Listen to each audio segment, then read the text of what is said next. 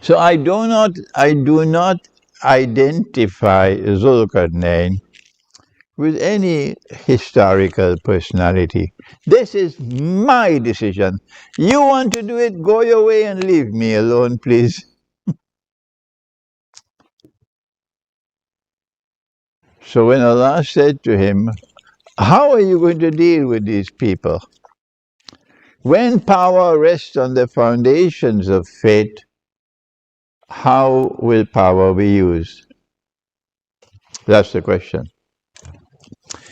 And Zulkarnain replied, and he said, those who are guilty of wickedness, of oppression, injustice, zulm, I will use my power to punish them.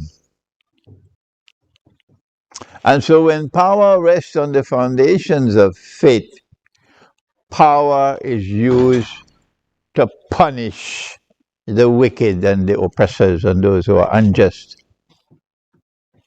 And then he went on to say that when I am finished with them and they return to you, you will also punish them.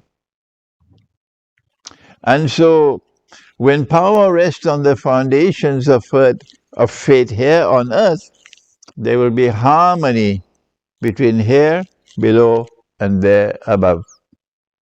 What a wonderful world that will be. He then went on to say that those who have faith and who are righteous in conduct, I will treat them nicely and reward them. So when power rests on the foundations of faith, those who have faith in the Lord God and who are righteous in their conduct have nothing to worry about. No. They will be protected and they'll be treated nicely and they'll be rewarded. This is the first journey. And if the end of the journey was at a body of water named the Black Sea, then the other end would have to be at a body of water. And which body of water is it? Which one?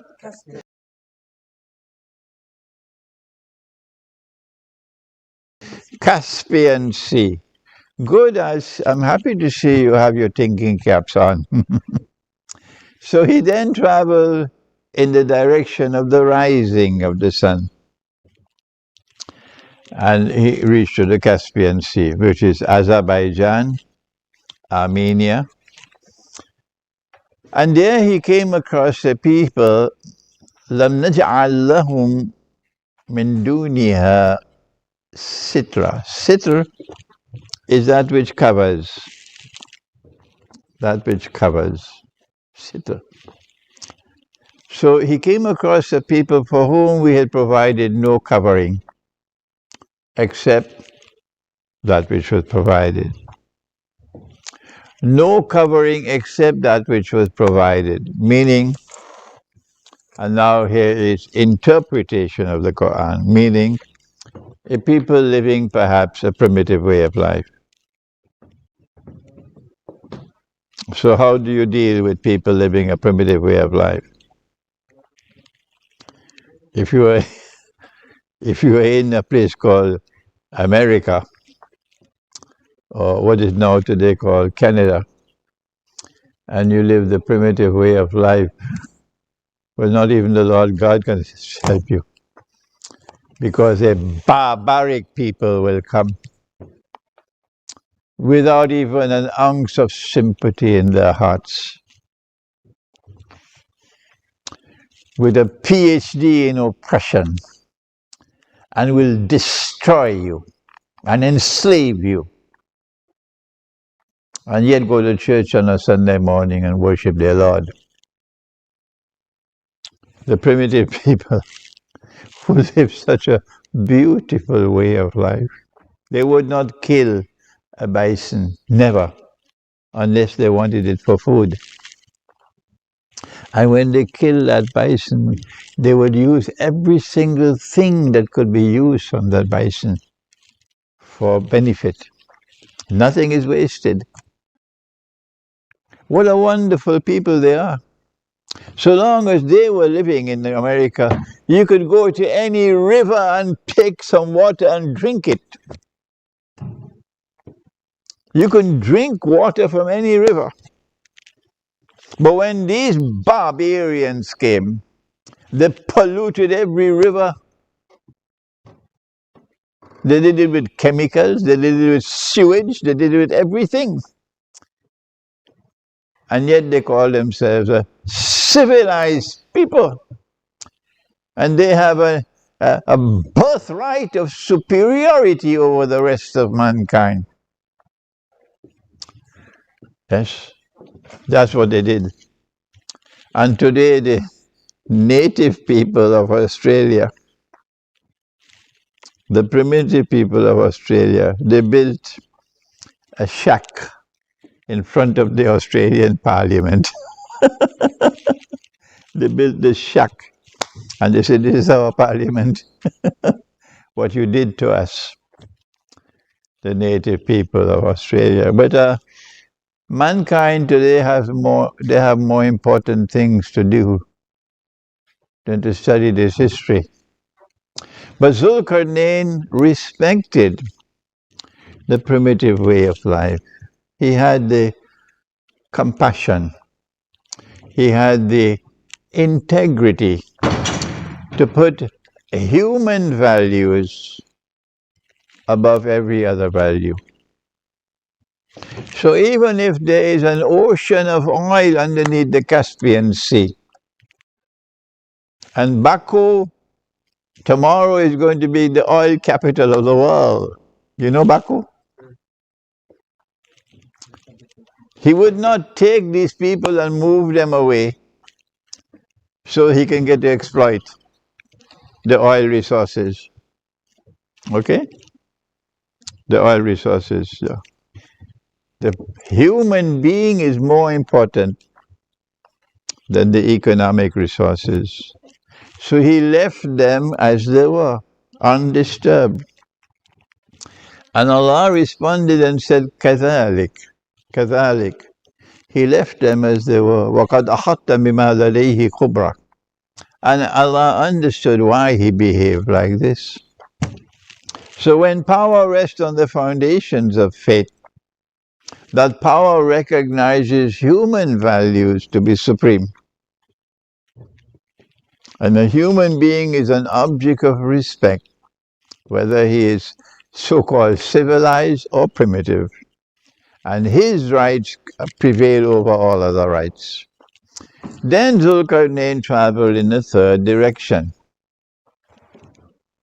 But the rabbis never asked about that. But Allah knew that they asked about the first and the second journey, but they wanted to know whether our Prophet knew about the third journey. So Allah gave them the answer. And when he traveled on the third journey, he came to a pass between a mountain range.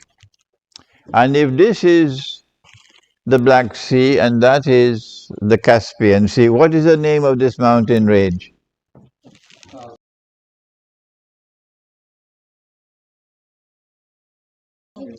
Huh? Caucasus. The Caucasus Mountains. Okay? And the Caucasus Mountains, they stretch from the Black Sea all the way to the Caspian Sea, and there's only one pass in between.